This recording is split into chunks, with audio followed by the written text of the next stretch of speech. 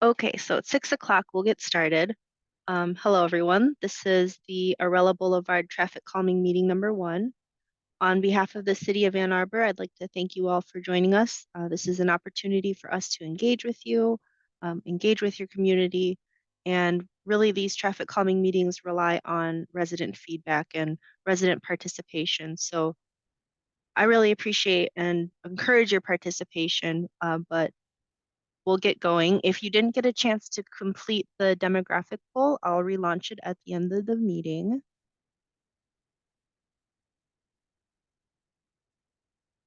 So we'll start with introductions. My name's Christy Thullen. I'll be presenting tonight.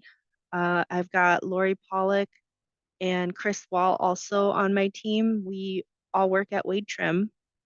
The traffic calming team for Arella Boulevard, it's a partnership between the city of Ann Arbor and Wade Trim. Wade Trim is an engineering firm based here in Southeast Michigan. We've been contracted by the city just to assist with the traffic calming project. This includes design work, project management, hosting these public meetings, and sending out communications to residents. So from the Wade Trim again, we've got Chris, Lori, and myself. So if you see any of our names or the Wade Trim logo throughout this project, just know that we're working on behalf of the city of Ann Arbor. And then naturally with this partnership, we're also working closely with the Ann Arbor city staff. There's a handful of staff members and departments that we coordinate with throughout the project, but specifically we've been working with Andrea, Chris, and Luke.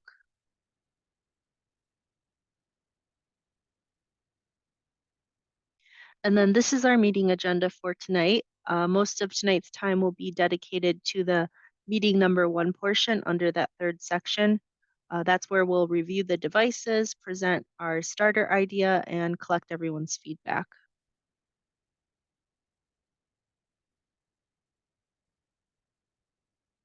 Really quick, we'll go over the technology functions of Zoom meetings. A lot of us might be familiar with it, but just as a refresher, if you're joining from a computer or using the Zoom app, maybe on your phone, there's going to be 2 ways of asking questions and providing feedback. The first one is you can virtually raise and lower your hand using the button at the bottom of your screen. This is going to notify me that you'd like to speak. I will recognize you that you're allowed to unmute. You can unmute yourself at that point and feel free to talk. If you'd rather type a question out or a comment, you can press the Q&A button that's right next to that raise hand button at the bottom of your screen. A chat box is going to pop up and you can type in the text box, press send to submit your message.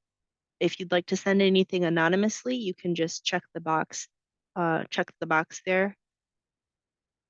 And then I don't see anyone on the call right now, but if you're dialing in by phone, you'll be able to request to speak by dialing *9. We'll recognize you by the last 3 digits of your phone number, and we will unmute you.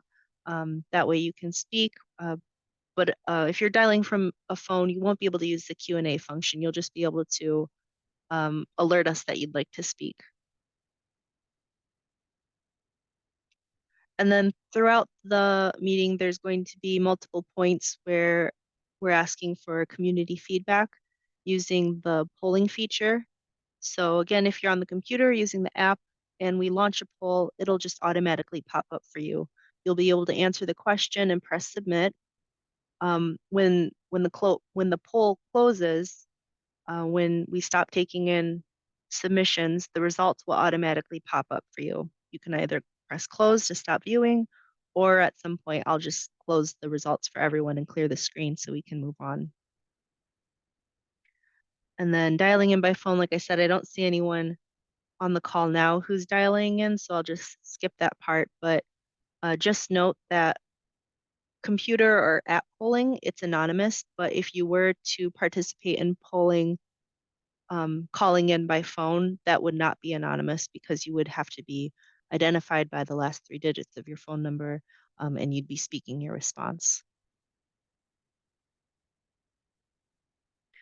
So as a quick test, in case you didn't do the survey at before the meeting started, I'll just launch another poll. This is asking, it should pop up for you now. It's asking if you live in the project area. So for this project, the area is Arella Boulevard between Stadium Boulevard and Pauline Boulevard. So I'll give everyone a moment to answer. And sometimes people like to know how many attendees are in the call. So I've got four attendees right now. We may have some join us later at some point.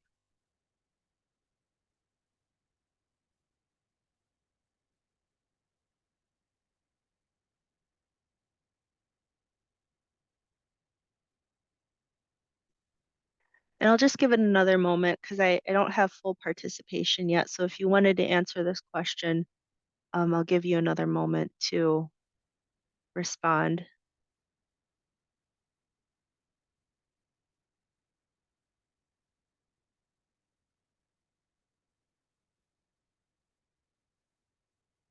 And if you're having any technical difficulties, you can use the Q&A or you can raise your hand and we'll try to get it sorted out before we move into the main part of the meeting.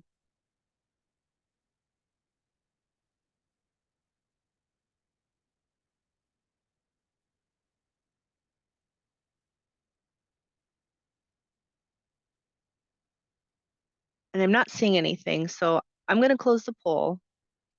It looks like we're probably all residents or all living in the project area, everyone attending.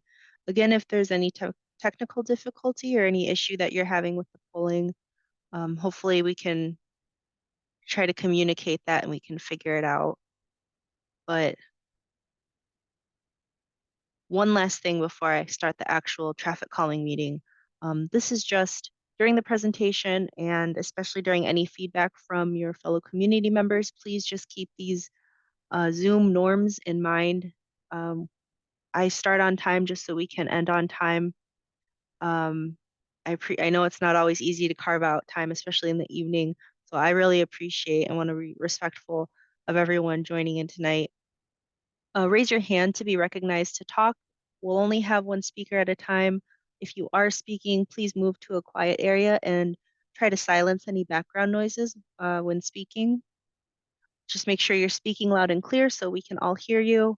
And importantly, everyone's going to be provided a chance to speak before we start having any repeat speakers.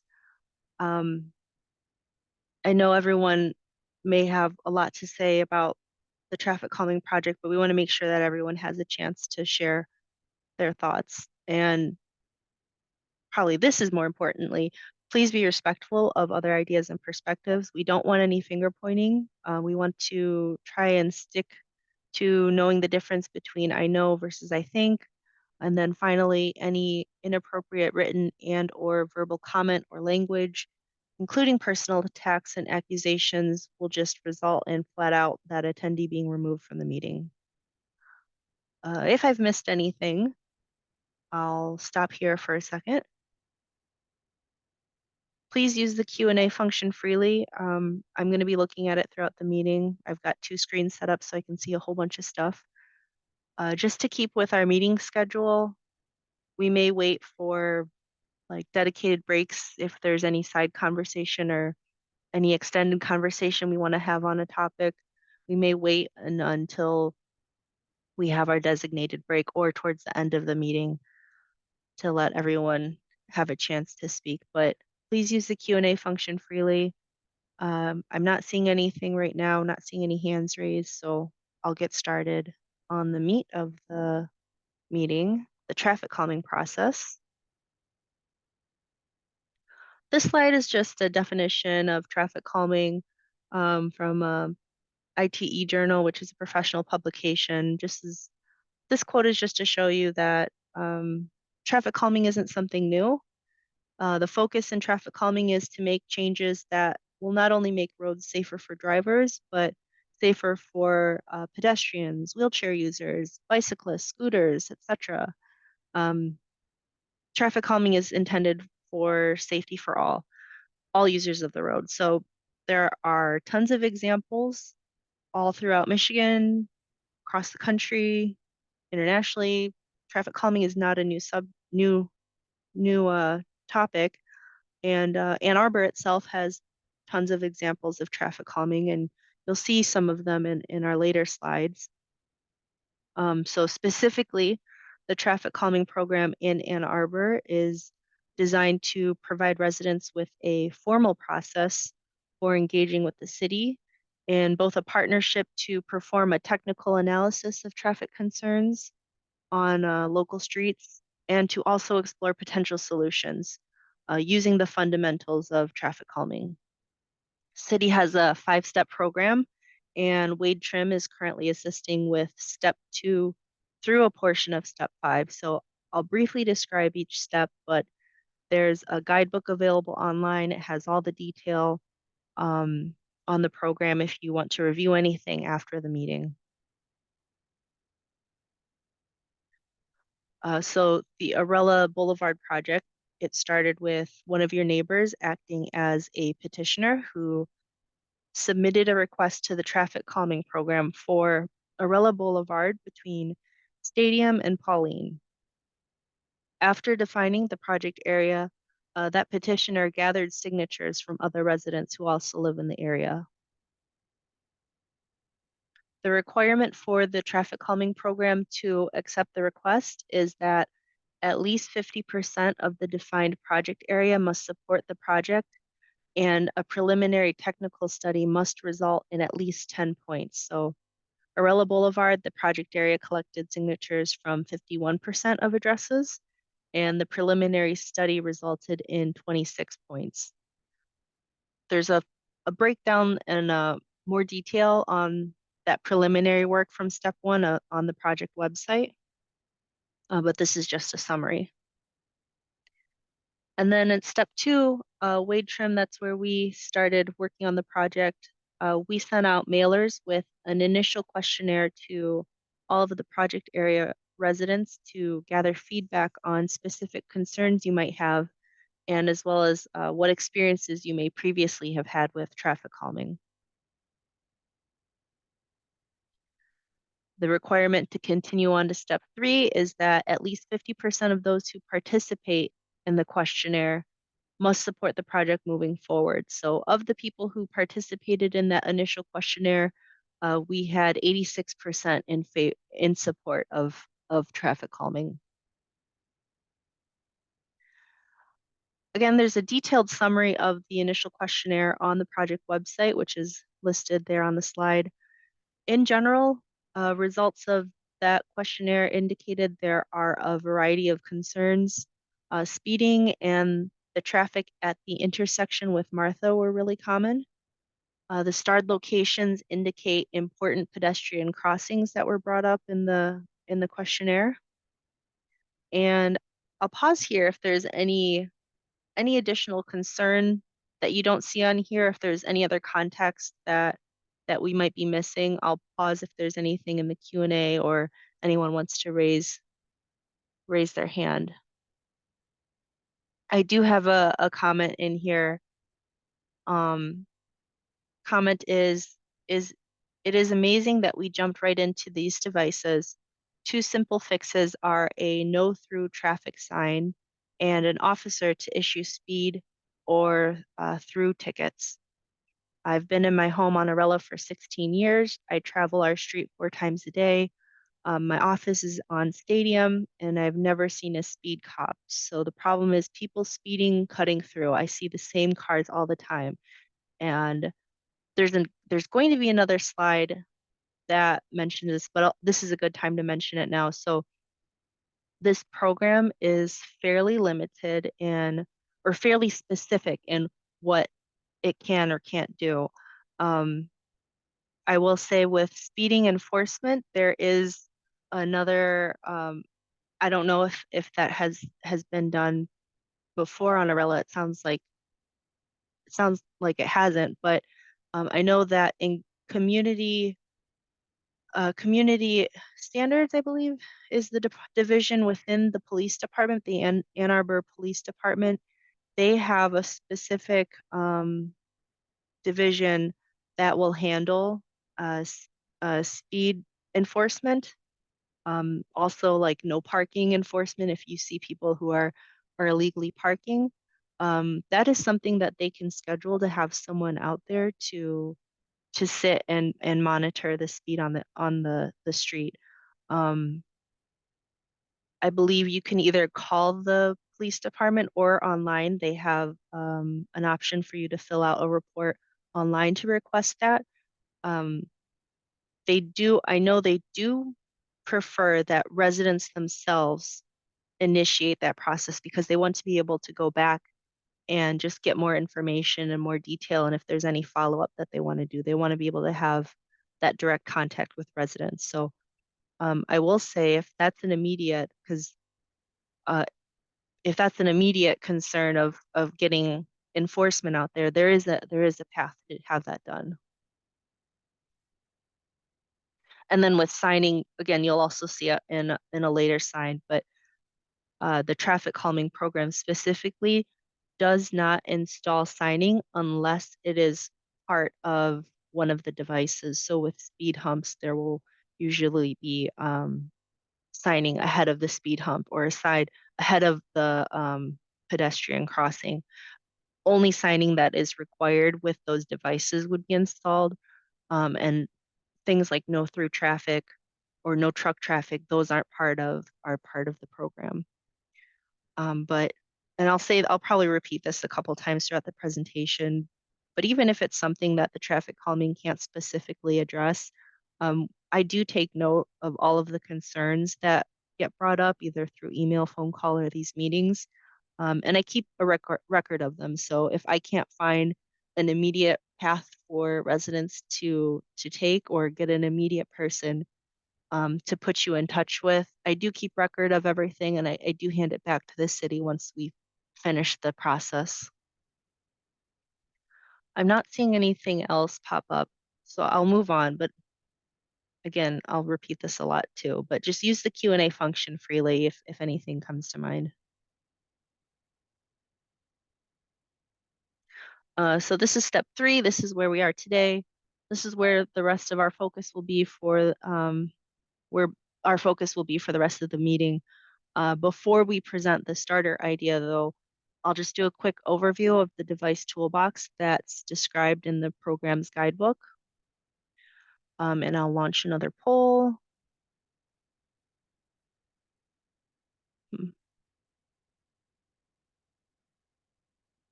Why won't it let me launch?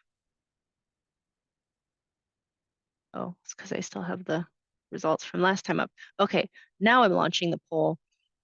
Just to see how familiar people may be with the guidebook. If people had time to look through the guidebook, I know it's pretty wordy and a lot of diagrams and stuff. So I know it's not always easy to get time out to take a look. So I'll wait for hopefully everyone to participate. And we're kind of mixed. We have people who've probably been able to go through it and are familiar with the process. Or familiar with the device toolbox. And then we also have some people that haven't had a chance yet. So that's great because I will do this review anyway. Um, like I said in the other slide, because of the structure of this program, the designs that we propose are limited to what is in the device toolbox and what is permitted in the guidebook. Unfortunately, this means if it's not in the toolbox, it's not an option that we can address in the realm of traffic calming for this project. So these are some commonly suggested solutions that are not included in this program. Stop signs, cul-de-sac or street closure, police enforcement, new sidewalk installation, or the removal of existing devices. Again, if you want additional information on any of these things, some of it's listed in the guidebook, also on the A2Gov website. But also if anything comes up, like I said, if I can get you a direct answer or could put you in touch with someone directly who can address it, I will. Otherwise, I just kind of collect all of the information that pops up and share it with the city at the end. So on pages 9 through 12 of the traffic calming guidebook, there are devices grouped into things you drive over and things you drive around. Just a quick disclaimer about this portion of the presentation. Some of the devices that are in the guidebook, I'm not going to cover tonight. I'm not going to go through all of the descriptions. That's only because they're not feasible for this specific project, either from an engineering perspective of us looking at it ahead of time, or because the Ann Arbor Fire Department or other stakeholders have stated that they request we do not use them. So in the guidebook, things you drive over, those are devices that slow traffic by creating discomfort if traveled over at a speed exceeding 25 miles an hour. So that's where the noise comes from. That's when the car bumps up and down or the vehicle bumps up and down when you're driving over it. The device toolbox has 4 devices that fall under this category: speed humps, speed tables, raised crosswalks, and raised intersections. The next couple of slides are going to describe speed humps and speed tables. The other 2 devices, raised crosswalks and raised intersections, these devices are actually currently under review by the engineering department, just to make sure that the program can implement them to be compliant with ADA requirements and also be effective as traffic calming devices. So I wouldn't say they're entirely off the table, but as of right now, it would take um, more time for us to review whether or not they'd be appropriate solutions. So I'll just go over speed humps and speed tables. You've got a typical speed hump diagram on the left, and then on the right, that's a speed hump that's installed on Wells Street. Typically, they're 12 feet long. They're 3 inches high at a maximum, and they have a parabolic shape. So they extend full width of the street except for the gutter. And studies that are out there, they found that benefits of speed hump treatments may include speed reduction, traffic volume reduction, crash reduction. There are a couple other notes regarding speed humps. That's the 3 inch maximum, that height is designed for ease of bike usage and bike safety.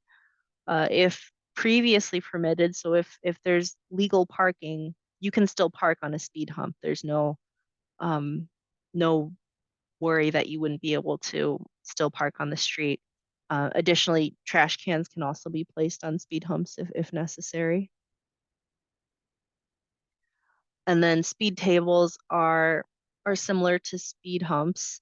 There's the diagram on the left and a unconstructed speed table on Glenwood Road that's near Washtenaw.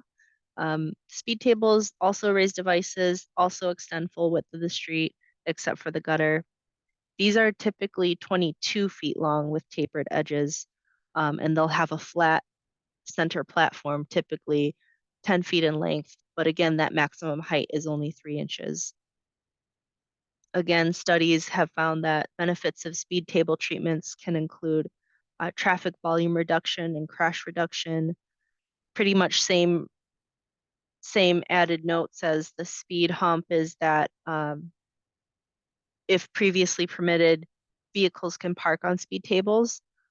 Trash cans can be placed on speed tables. The height has bike usage and bike safety in mind. The platform width can actually also be customized as well, that flat center portion that can be customized. But it is important to note that speed reduction has been reported to be less than a speed hump.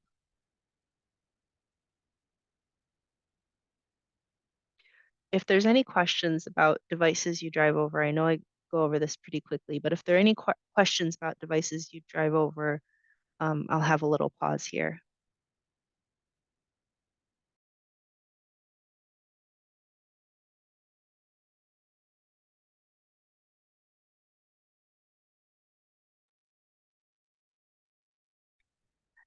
And I'm not seeing anything, so I'll go on to the next section. This is the other group of devices in our toolbox. This is stuff you drive around or things you drive around. This type of traffic device slows traffic by creating the perception of less room for error, and a road that is visually or physically narrower. The device toolbox presents 7 devices that fall under this category. We've got pedestrian gateways, median islands, pedestrian islands, residential traffic circles, mini roundabouts, curb extensions, and chicanes. However, I'm only going to be reviewing the curb extensions and chicanes. Um, these devices have been omitted from the project due to the street width requirements that the fire department has set, um, or conflict with existing traffic control. So for this project, the only available ones that we'd be able to use are curb extensions or chicanes in devices that you drive around. So curb extensions, these can be used in a couple different ways. You have curb bump outs, you have mid-block bump outs, you also have chokers. On the right is a bump out that is at Granger Avenue and White Street, so not too far from Arella. Curb extensions, they act as an extension of the curb line. This will physically and visually tighten the corridor by narrowing street width. If you use 2 parallel curb bump outs, that can be used to create a single lane width passageway or a choke point. And you can also alternate those curb bump outs to create a chicane effect. Curb extensions, they may require drainage consideration. They may also require loss of on-street parking. They can cause debris to collect around the device. And if they are implemented, they have to maintain 20 feet, at least 20 feet for emergency response vehicles. And if we're using a choker, either like a 1 or 2 lane choker, uh, studies have shown this can result in speed reduction. It's shown to produce a minor reduction in traffic volume. And also on top of that, 1 lane chokers, a lot of their effectiveness relies on regulatory signing and driver courtesy. Um, one other thing to add, that devices applied at either the intersection or mid-block locations, this can shorten pedestrian crossing distance, and it can also improve pedestrian visibility. Also, if there's no parking allowed, this can help eliminate illegal parking. And then this is just another curb extension example. This is the example of alternating those curb bump outs to create that chicane effect. So like the other curb extensions, chicanes may require drainage consideration, require loss of on-street parking, can cause debris to collect around the device, and above all, we have to maintain at least 20 feet for emergency response vehicles. And then there's one more device that doesn't really fall under things you drive around or things you drive over. This is neighborhood gateway treatments. So this is either a sign or some kind of physical landmark that creates a change or that indicates a change from a higher speed arterial road to a lower speed residential or commercial district. So this is kind of like, hello, you're entering the Arella neighborhood. Um, these gateway treatments, they can increase awareness for residential speeds, but they may also require additional right of way. And in addition to that, the neighborhood or adjacent property owner would bear landscaping, installation, and maintenance costs. So those are all of the devices that we're looking at as potential solutions here. If there's any questions that you have about devices you drive around or about any of the other things, we'll pause here. I do have something that popped up It says, I live right at Martha and Arella. One of the issues I see is bikers flying through the stop sign on Arella without slowing down at all. Are there any studies that indicate any of these remedies will affect bikers, or are they just related to vehicles? So I would say that bikers definitely have a visual cue with the speed humps or the raised devices, as well as the things that you drive around. If they're in the road, um, they'll also be affected by these solutions as well. Like I said, the speed humps, the speed tables, they're designed for bike usage and bike safety.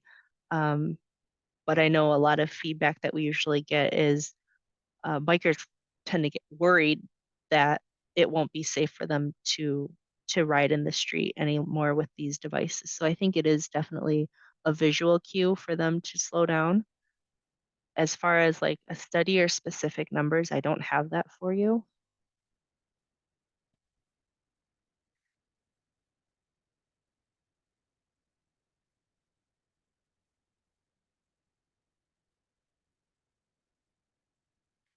I don't see anything else. So move on. This is, if you'd like to see more examples of how these devices were used, or if you just want to see what other traffic calming projects are in progress or have been completed, there's an interactive map on the traffic calming website, shows all the past and current projects. It even shows projects that applied for traffic calming but did not qualify for whatever reason.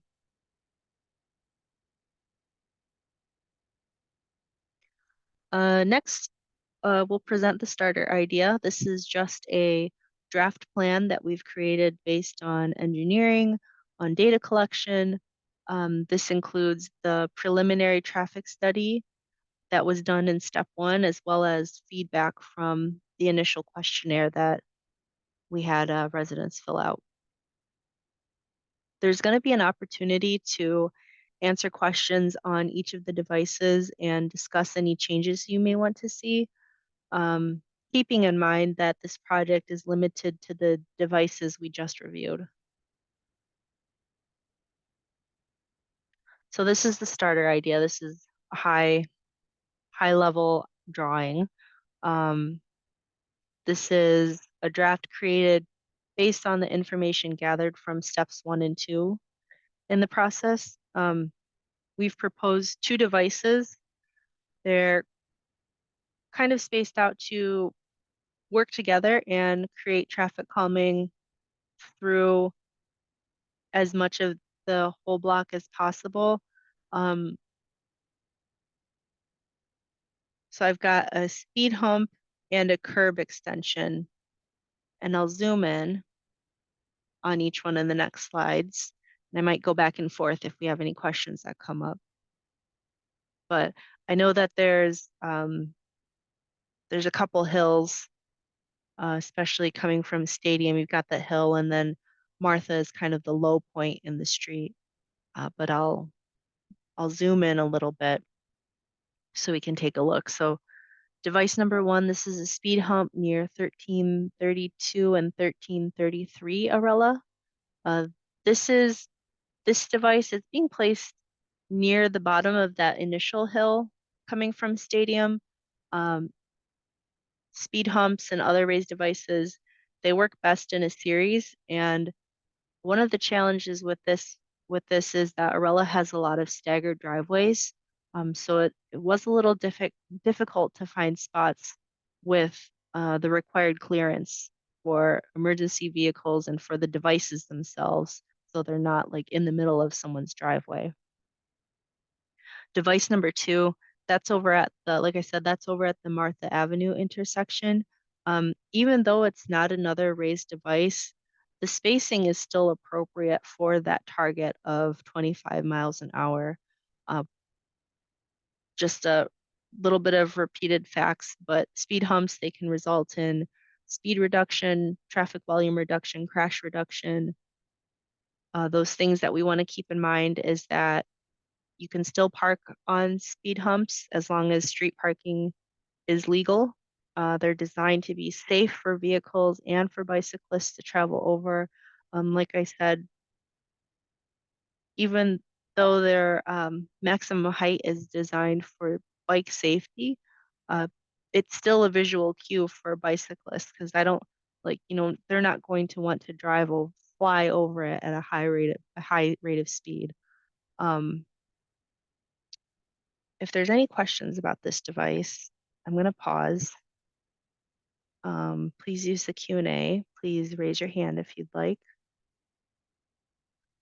and I'll let it sink in for a moment.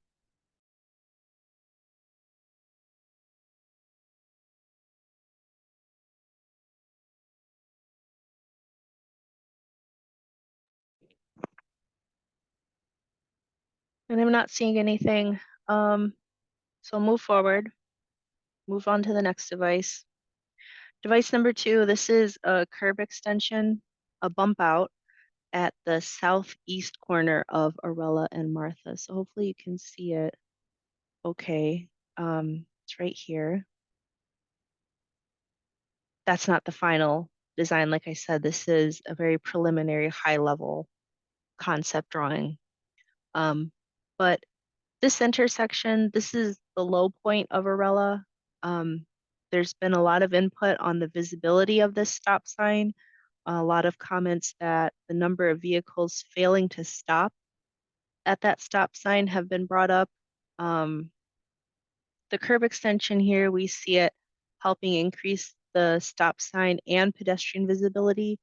This side of the intersection does have striping for a pedestrian crosswalk and has ramps there. As a reminder, curb extensions um, can result in a shorter distance for pedestrians to cross, increase their visibility, increase the stop sign visibility. Um, they also may require drainage considerations. Um, Loss of some on-street parking is a potential consideration. Um, Sometimes people will notice that debris tends to collect around these devices depending on what the drainage situation is there. And there has to be at least 20 feet maintained on all sides of the street or on all like legs of the intersection for emergency response vehicles. So they can only extend into the street so far. Another thing to keep in mind is that any final design of this bump out would still need to be vetted by a city construction inspector just to ensure that it can be installed and meet the fire department standards. I know they have requirements on turning radius. So there is some more designing that needs to happen if this is something we want to pursue. If there's support for this, a field meeting with an inspector will be scheduled, just so by the time at our next meeting we have more information. And then, as I said before about the comment on speed enforcement, residents, you can contact the Ann Arbor Police Department, their Community Standards Division for enforcement inquiries. So this also includes the stop sign enforcement. And as I said, they prefer to have these requests coming directly from the neighborhood so that they can follow up with you directly and get any additional information. So you can either call the police station and ask for community standards, or you can report a problem on the A2Gov website under the police department's Community Standards Division.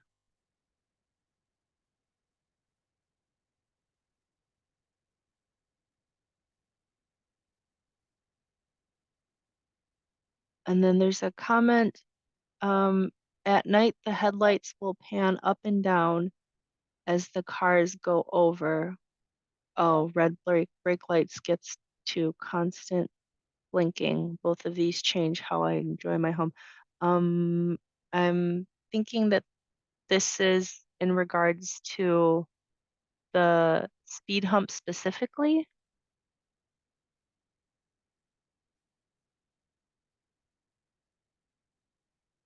but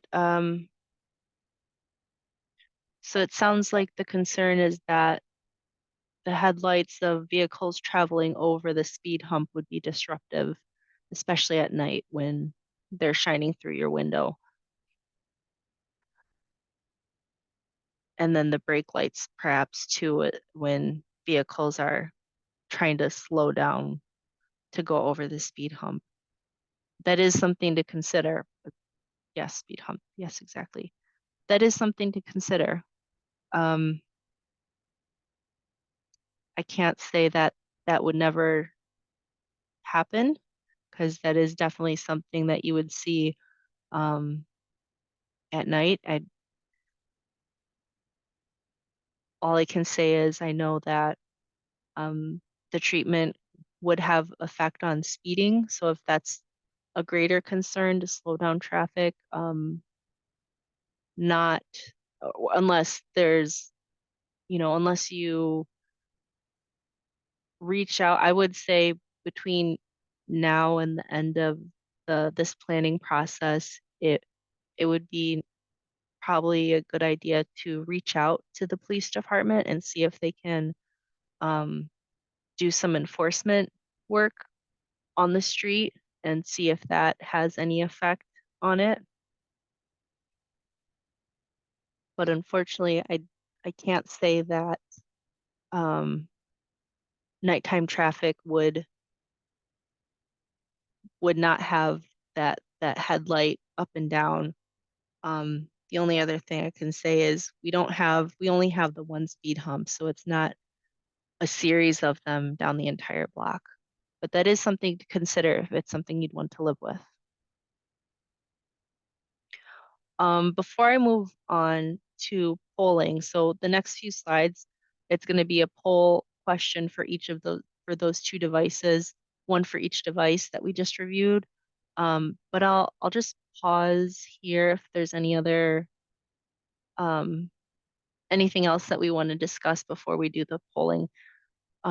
There's another comment that says it can be very challenging to go uphill when it's icy. A speed bump could make it worse. I circulated the petition and it seems to be an unpopular option.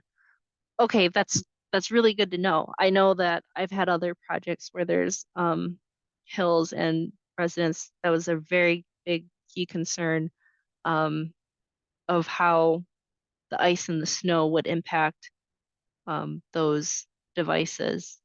I will say once things are installed, we do there is coordination with the city's maintenance. I know they can't be out there right at the moment that it starts to rain or snow or get icy.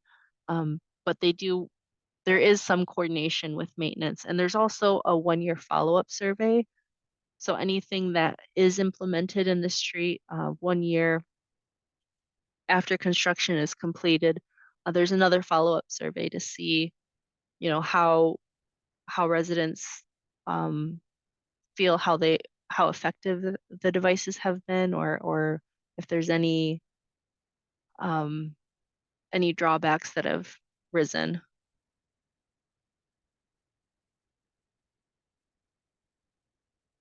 Too bad the application does not have a place to say what else they investigated. I'm not sure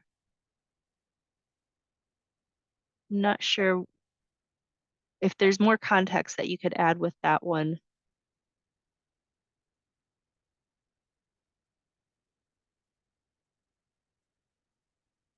Oh, so you're saying we're not a high priority street for plowing, so going uphill with snow can be bad. Let me double check one thing because when we placed that speed hump, I wanted to make sure that that we were avoiding we were avoiding mid hill. So let me move my slides back a couple and take a look at something real quick. And then to the comment about the application, if there's more context, I'm not sure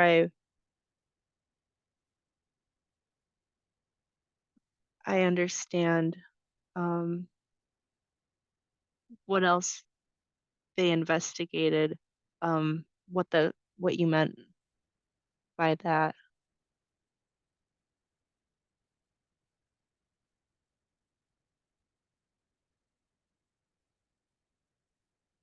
Okay, so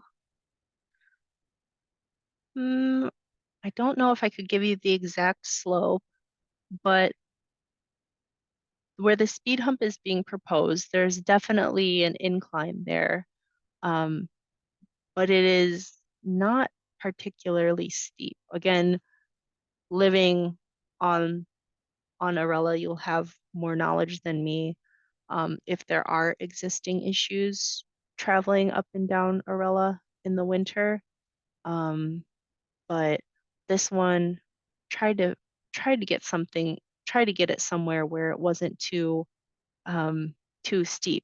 But again, if we feel like we don't need the speed hump, or if we don't want to see this device at this location, that feedback is really important for me to help shape the next iteration of this plan.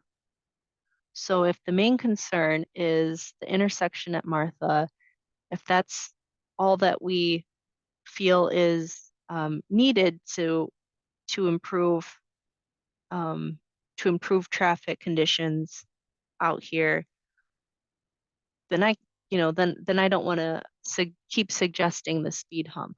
Um, if if you would like to see a second device, but you don't want it to be a speed hump, we can discuss what else we might be able to do.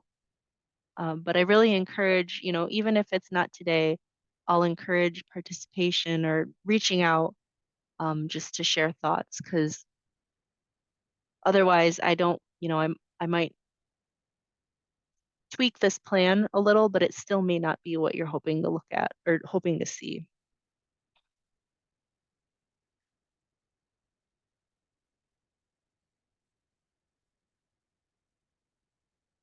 So I'm not seeing any other hands or comments in here. I'll move on to the polling.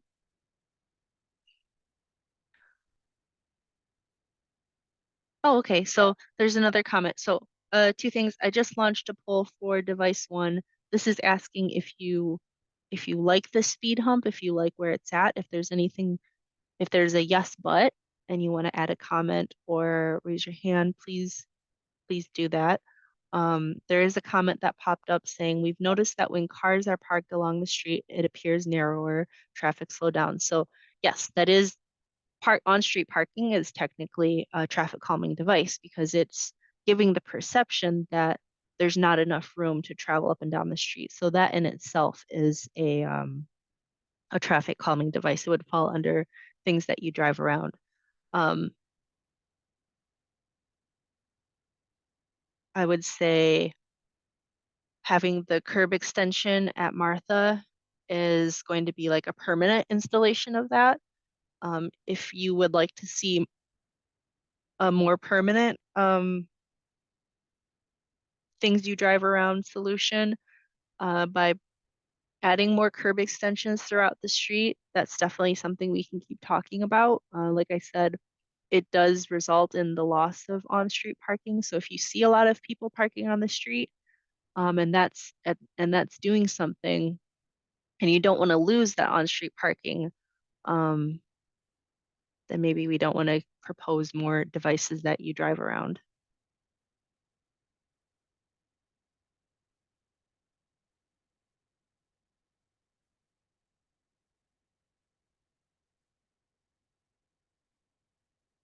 And then these are all things that you'll want to consider, living on the street and living on Arella and you see that when there are parked cars out there, it slows down traffic.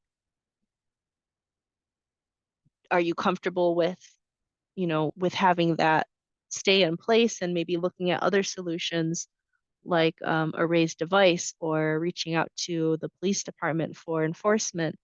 Um, or if you'd like to see more devices of um, curb extensions. So, you know, oh, okay. At the south end of the street, there are less cars parked on the street normally.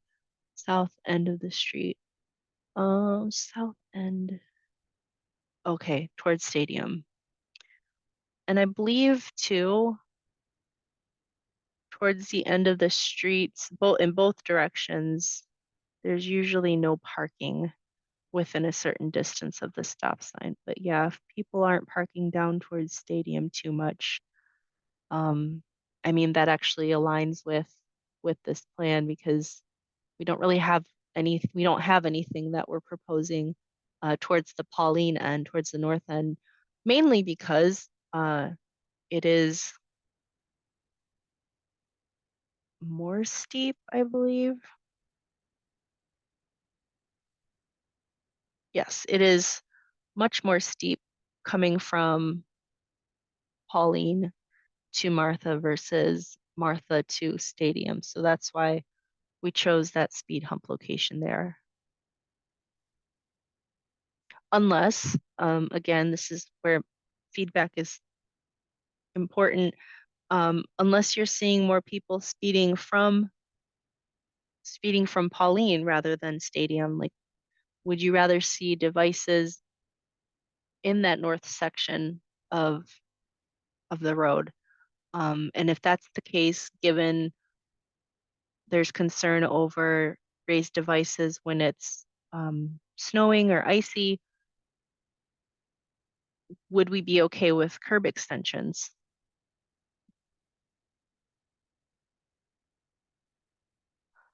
So far, I've only had 50% of people participate in this poll on device one. So I'm going to leave it open for a little more, and I'm hoping that everyone can participate if everyone is, well, I mean, there's options if you don't live in the project area and you have a vote that you'd like to share. Um, there's another comment that says, to my neighbors, I am the yellow door house and this this speed bump is outside my home. I'm very happy to go door to door to convince my neighbors that this is not welcomed at this time. I would say um, it's really important that I get as much feedback as possible in these um, public meetings. We try to keep this a really open forum for everyone to share their input. We only have these two public meetings, and um, I will say that the design becomes much more confident. We could become much more confident in the design when we have a lot of input. Um, I can't force you to answer or participate, so I'll just leave it at that. I'm going to close the poll, and these results are 50-50. So yes, we support the speed hump. No, we don't support the speed hump. And I'm also getting additional comments about why this would not be an ideal device to have installed. Um,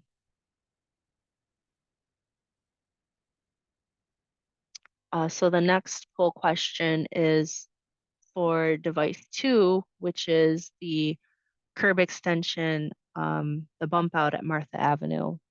So this question is just asking, do you support device number two? Again, this is a very high level drawing that you're seeing here. The main thing that we need to be aware of is that we're maintaining the 20-foot clearance on Martha and on Arella, and that we're maintaining the proper radius required by the fire department.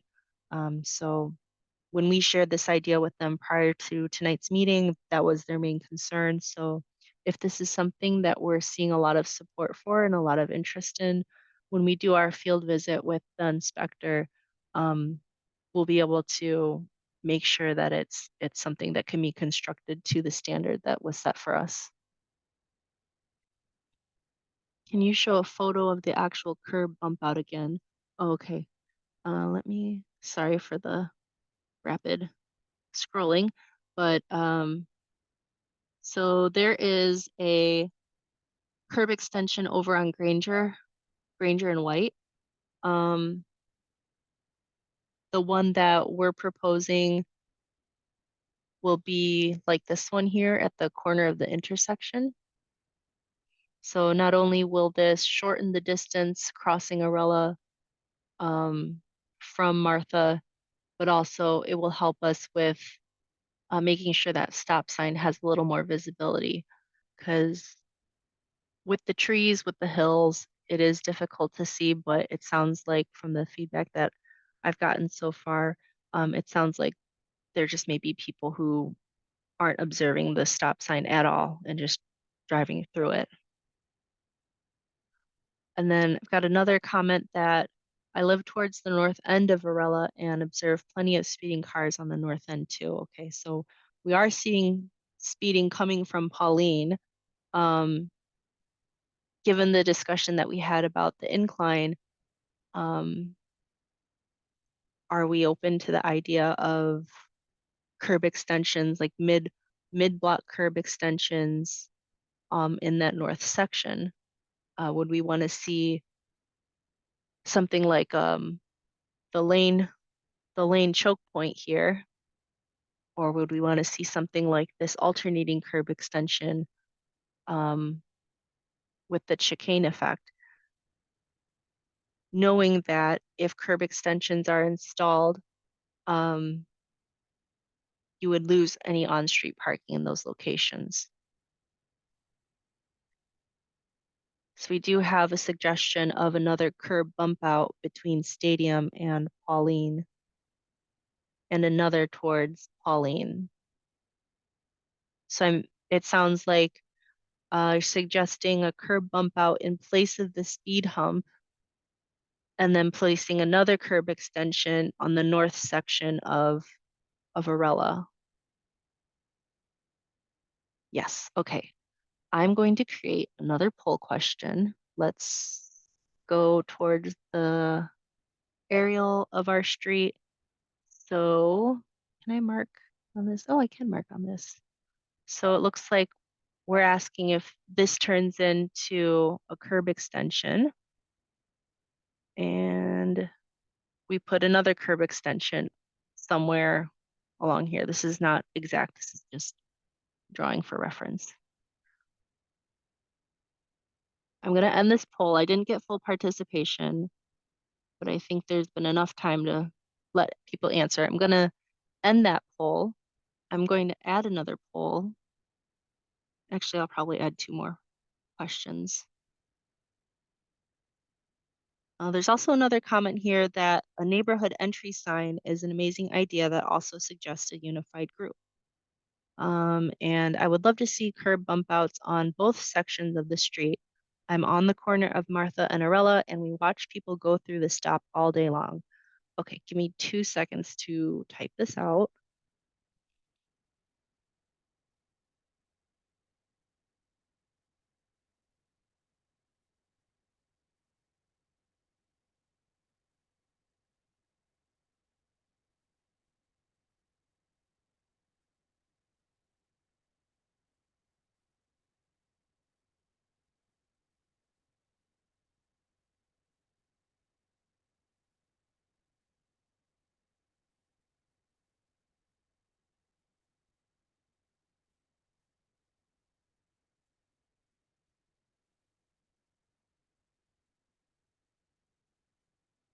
And I didn't, not everyone was here when we did that initial poll. So I'm gonna have options on here if you don't live in the project area. I mean, these are public meetings, so anyone who, whether you live down here on Arella or not, you're welcome to participate. It's just in like the official polling that we do that gets mailed out to people. That's solely in the hands of residents. But this, if you're not a resident, please feel free to participate. Um, so let me launch this question. Do you support a curb extension in place of the speed hump that we've got at 1332 and 1333? Please take a moment to answer that, and I'll add another poll question.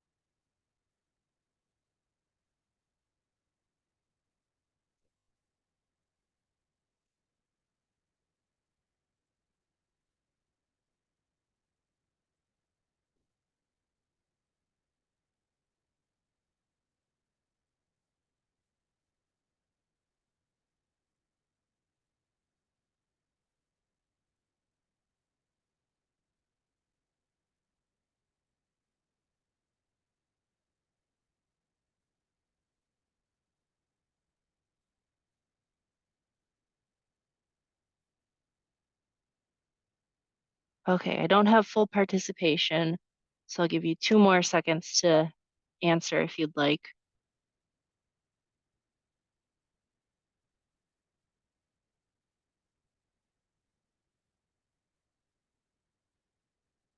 Okay, this one, it looks like majority is saying yes, we support a curb extension in place of the speed hump. I would say if you don't prefer, if you want to keep the speed hump, um, I guess maybe hopefully you can drop in the comments if you'd like to keep the speed hump, or if you don't want anything there at all, if you can also drop something in the comment there. If it's a matter of that specific location, we can definitely look in other sections to see if a curb extension would fit somewhere else, maybe not at that exact location, but somewhere else between Martha and Stadium. And then let me launch this poll. So this is the other one. Do you support a curb extension between Pauline and Martha in that north section? So I'll give you a minute. I can't see the survey. Uh-oh. Hold on. I'm gonna end the poll real quick. Sorry if I cut you off. I'm gonna relaunch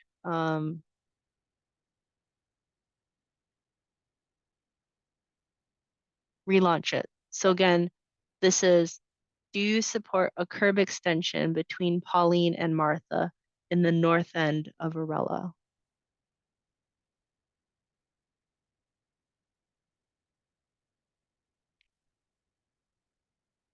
And then the comment about a neighborhood entry sign. So that was that last treatment that was like the neighborhood gateway treatment, um, where it wouldn't be something in the road, but like at the entrance over at Pauline or over on Stadium.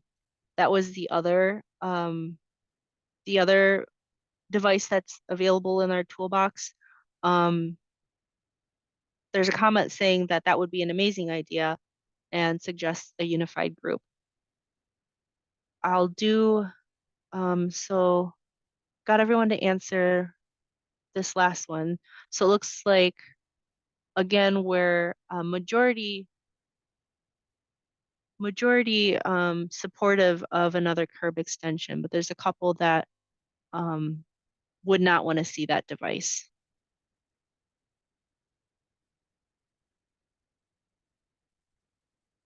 And I don't think you wouldn't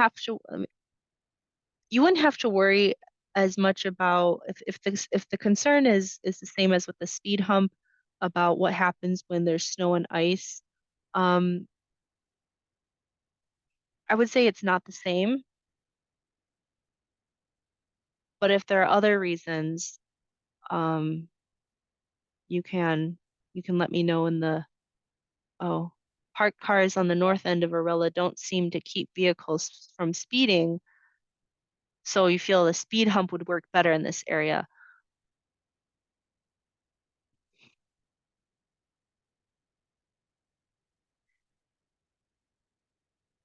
The only thing that I would suggest to consider is that because of the steeper incline from Pauline to Martha, um, placing a speed hump, again, if you don't observe or you haven't experienced or you don't see other people experience any difficulty when there's ice and snow, um, then yeah, a speed hump would be totally possible to put up there. But I would say with the because it is even more steep on that on the north section rather than the south, um, that concern would probably be even greater with speed humps. And then one last one, we're going to ask if you support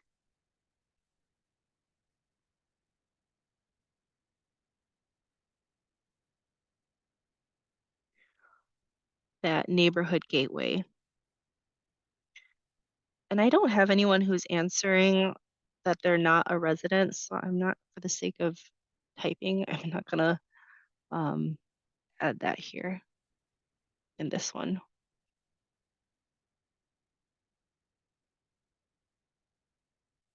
So real quick, I'll go back to what that looks like.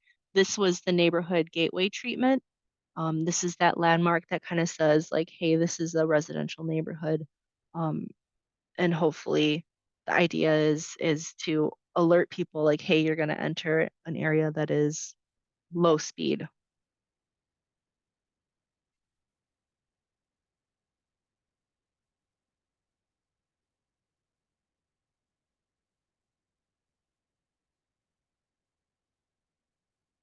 So real quick, if you can answer that poll,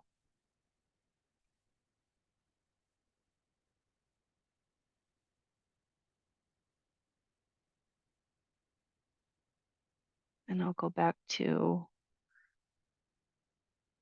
where we were. I'm still not getting 100% participation. Um, I'll go ahead and I'll end it.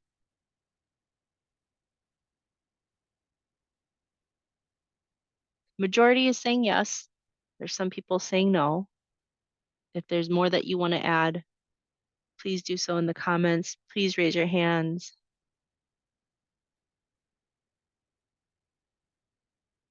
It's really good to have as much, even if you feel like you're repeating or echoing what someone else said, it's really useful for me to get as much feedback as possible.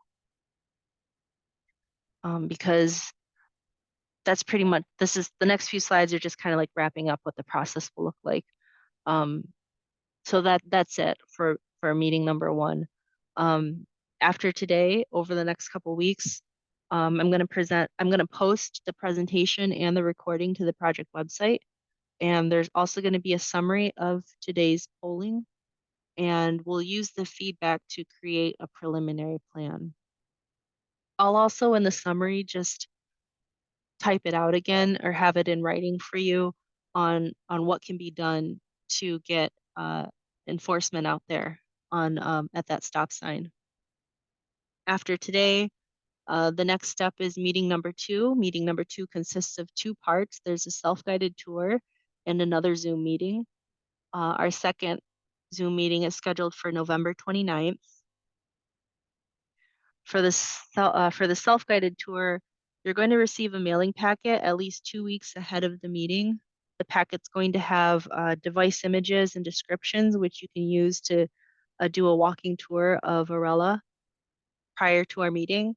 The approximate device locations, we'll mark them in spray paint out on the street, and we'll have those same device images and descriptions, you know, hanging up there on a sign near each of those locations. You can also use Google Street View to do the self-guided tour. I know end of November, maybe it's getting a little gross out, so that's an option as well. Meeting number two, the Zoom portion, it's scheduled, it's a Wednesday, November 29th. It's also at 6 p.m. During the meeting, I'll present the preliminary plan. We'll answer questions. We'll do polling just like we did today. Hopefully, if there's still any mixed feelings on the plan, hopefully we can work some of those out and answer any questions people may have. And then the last step of the traffic calming process is final polling. So after meeting number two, we'll finalize the plan, and then we'll mail it out to the project area residents. All residents and all property owners will be mailed the final polling package, which will have a cover letter, the final plan, and that final poll. So just like the initial questionnaire, you'll have the option of submitting your poll by mail or completing it online. To continue moving forward in the traffic calming process, there has to be more than 50% support. So there were 8 people in here earlier. So if 8 people participate in that final poll and it's a 50-50 yes, no support, the plan doesn't move forward. It has to be more than 50%. Um, and also another thing to add is that when you're voting, you're going to be voting on the final plan as a whole. It's not going to be device um, per device like we just did today. When we do the final poll, it'll be, do you support this plan as it is, all altogether. If that criterion is met, our team will request support from the Ann Arbor Transportation Commission and will also submit the plan for City Council's approval. Um, if the project receives approval from City Council, then a construction date will be determined. And that's usually based on like what time of year it is, where they are at with the budget, things like that. So this is basically everything I just said with um, some dates attached to them in a simpler format. As I said, today's presentation and recording is going to be posted to the project website in the next week or two. We'll post a summary of today's polling that will have also some of that additional information. And if there's any questions that come up, either by phone or by mail between now and then, we'll add those in as well, just so everyone has the information. But we'll use the feedback to create our preliminary plan. So our meeting to discuss the preliminary plan is scheduled for November 29th. That's our second Zoom meeting. You'll have an opportunity to do the self-guided tour at least 2 weeks ahead of that. And then after meeting two, we'll finalize the plan. We'll send it out to everyone. That mailing will go out December 28th. And then the deadline to do it online or to postmark it will be January 15th. So um, I know we're working around holidays at this point, so I try to give people as much time as possible, but for the sake of having this move forward, that deadline is firm. And then, as I said, the requirement to move forward is that of the people who participate in polling, so not of all of the residents on the street, of those who participate in polling, there has to be more than 50% approval of that final plan.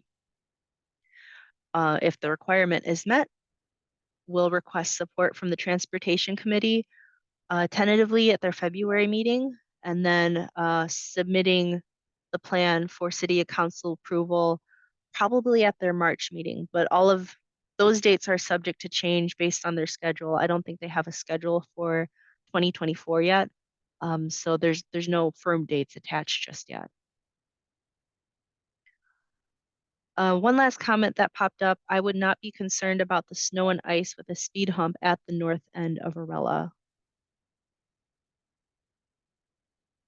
So I would say I'm getting a little bit of mixed feedback on what we think about having a speed hump in some of these steeper areas. Um, if there's anything else that comes up after today, this is all my contact information. This is the project website is also listed here. Please reach out to me, and if you have more feedback, if you couldn't because you were driving or if you didn't feel comfortable sharing during the meeting, please reach out to me. Like I said, the more feedback I get, the better the plan will be, the better the outcome will be. What was I going to say? Also, just keep in mind that if anything does get installed on Arella, there is that 1-year follow-up survey that's done. So to date, of all the projects that they've done, they've never had to remove any of the traffic calming devices that they've installed based on that follow-up survey. So hopefully that can give you some reassurance in the process. But like I said, if anything comes up, please do not hesitate to reach out to me. If you'd like email notifications about the upcoming mailing packages, like when I put something in the mail, if you'd like to get an email that it's like, hey, this has gone out, expect it in your mailbox soon. Send me an email to add you, or you can type it in the Q&A. All I ask is that you please, please, please take note of the Wade Trim name and logo. I send mailing packages out of our office, so just so that anything that is returned comes back to me directly. And I also, just to eliminate confusion on where you're supposed to send your polls, I understand that the city's logo has far greater recognition. If I had the capacity to get envelopes with both the cities and Wade Trim's logos on them, I would. I just haven't been able to make it happen yet. So I really need your help to be on the lookout for the mail that comes out. They're going to have a big sticker that says traffic calming information. So if you do want to participate in this process, please don't throw out those letters. Um, if there's any other questions, I'll stick around for a few minutes. I'm going to relaunch that demographic survey that I started at the beginning of the meeting. In case you didn't get a chance to fill this out, this is an anonymous survey that the city uses just to help bolster their engagement efforts. Again, that's my contact information. That is the project website on there. In the next week or so, all of the materials from today's meeting will be up there. Um, and you can expect to receive the next communication from us mid-November. But if there's nothing else and you don't have anything that you need to drop in the chat or raise your hand for, I hope you have a great night. I really appreciate your time and your patience with me to get through all of this stuff. So have a good night and hopefully we'll talk soon then. Thank you.